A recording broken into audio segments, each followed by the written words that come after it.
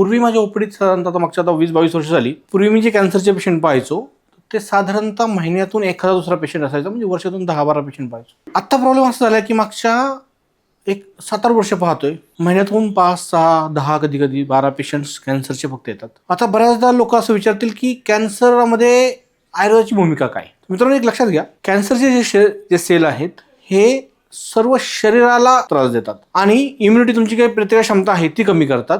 आणि त्याही पलीकडे कॅन्सरवरती जे उपचार चालू असतात आधुनिक, जे खरं तर आवश्यक आहेत ते केलेच पाहिजेत, ते रेडिएशन आहेत, किमोथेरपी आहेत, त्याचे त्या शरीरावरती अतिशय वाईट पद्धतीने साईड इफेक्ट होतात. ते साईड इफेक्ट्स कमी करण्यासाठी आयुर्वेद अतिशय पूरक भूमिका निभावतो. आयुर्वेदामध्ये रसायन चिकित्सा आलेली आहे, म्हणजे शरीराला रियुनेट करायचे परत आपल्याला. ती जर भूमिका विचारात घेतली आणि योग्य पद्धतीने त्या व्यवस्थित निदान केलं आणि त्या साईड इफेक्टचा म्हणजे किमोथेरपी आणि रेडिएशनचे साईड इफेक्ट जर कमी करण्यासाठी आपण आयुर्वेद उपचार चालू केले, सोबत अग्निवर्धन म्हणजे पचन क्षमता वाढवली, तर कुठल्याही पेशंटला एक साईडला ॲलोपॅथी घेत असताना सोबतीला जर आयुर्वेद घेतला तर खूप लवकर ह्या आजारातून बाहेर पडता येतं.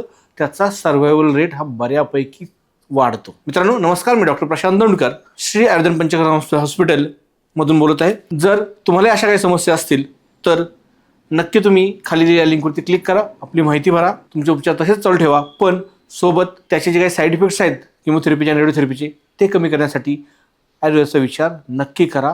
तुम्हाला त्याचा फायदाच होईल. धन्यवाद.